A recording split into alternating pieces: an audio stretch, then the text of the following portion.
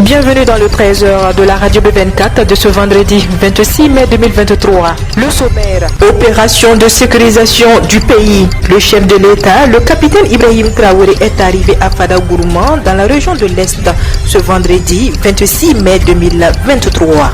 Le Burkina Faso et le Mali doivent travailler ensemble pour circonscrire le terrorisme, a indiqué le secrétaire général du ministère en charge des Affaires étrangères du Mali, Seydou Koulibaly, à sa sortie d'audience avec le premier ministre du Burkina Faso, Maître Apollinaire Kelem de Tambela. Le PNUD offre du matériel d'une valeur de plus de 300 millions de francs CFA au ministère de l'administration territoriale, de la décentralisation et de la sécurité au profit des unités de la police et de la gendarmerie nationale du Sahel et de l'Est. C'était hier jeudi 25 mai 2023 à Ouagadougou. Mesdames et messieurs, voilà ce qui constitue la une de l'actualité de ce jour sur la radio B24. Une fois de plus, bonjour et bienvenue.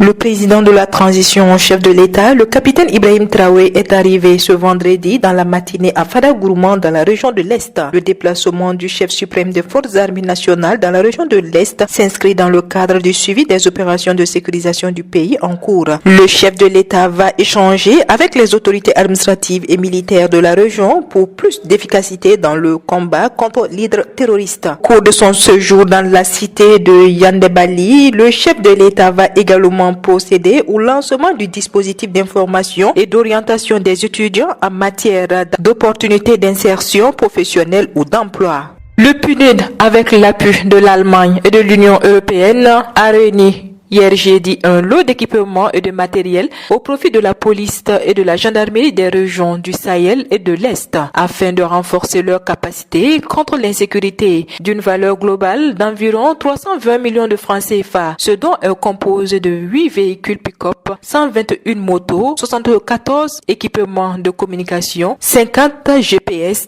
55 ordinateurs et imprimantes, de scanners, 370 kits complets de secours médical et des fournitures de bureaux. La représentante résidente du PNUD au Burkina Faso, Elsie Laurence Chounoun, a indiqué que le premier geste sera suivi dans les prochains jours d'une remise d'équipements de protection, de vision nocturne, de matériel de détection et des véhicules. Et pour mieux combattre ces forces du mal, le Burkina Faso et le Mali doivent travailler ensemble pour circonscrire le terrorisme, a indiqué le secrétaire général du ministère en charge des Affaires étrangères du Mali, l'ambassadeur Seydou Koulibaly, qui a annoncé qu'une commission mixte pour lutter contre le fléau. Il est allé rencontre des conclusions de leurs travaux préparatoires à la commission mixte Mali-Burkina Faso devant se tenir à Bamako en juillet 2023 au premier ministre burkinabé, Maître Joachim Kelem de Tambela. Seydou Koulibaly, à sa sortie d'audience,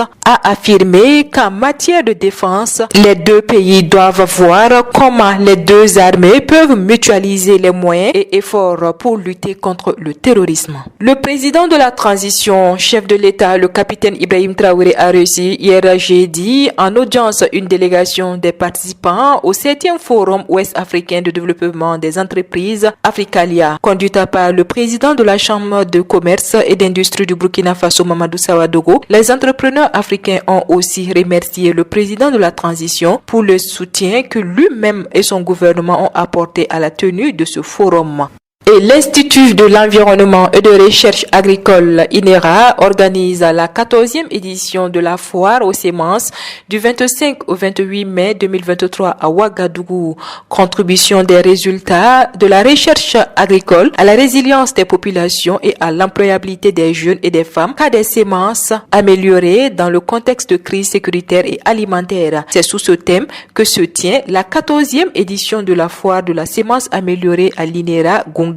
Amédou Traoré, directeur de l'INERA, a précisé qu'au cours de cette édition, des activités de communication, information et sensibilisation sur la sémence améliorée entre acteurs, des activités de renforcement de capacité, les ventes de sémences de base constitueront les temps forts de cette foire. L'objectif de la foire est de promouvoir les sémences de variétés améliorées par l'information, la sensibilisation des principaux acteurs pour une intensification durable de la production agricole au Burkina Faso.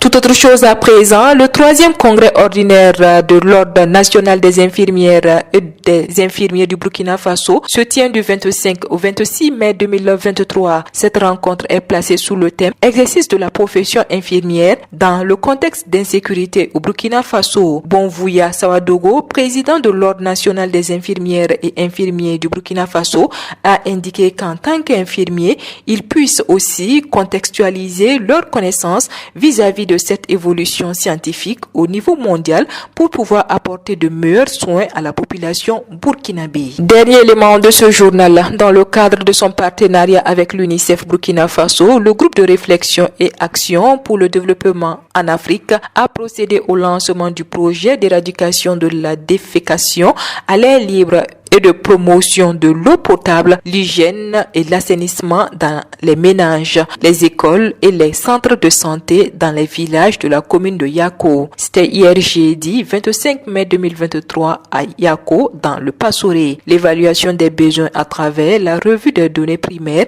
et des données secondaires révèle que la province du Passoré a un taux d'accès en assainissement de 23%, selon Oumarou Sawadogo, directeur exécutif du groupe de réflexion et d'action pour le développement en Afrique, grade A. Le projet vient en complément du projet d'amélioration de l'état nutritionnel planifié, mis en œuvre par la section santé-nutrition de l'UNICEF dans le district sanitaire de Yako en partenariat avec l'ONG SEMUS et du projet d'urgence nutritionnelle dans la zone à accès difficile dans la région du Nord, dont la commune de Yako. Lancé le 23 février 2023 à Waiguya par l'ONG APAD et son partenaire Grade A, informe le directeur exécutif Grade A.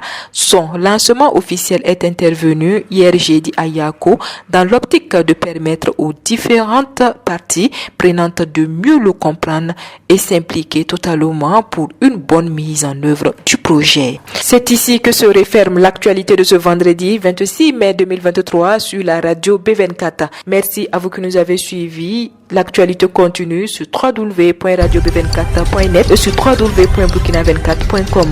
Au revoir et excellent début de week-end à vous.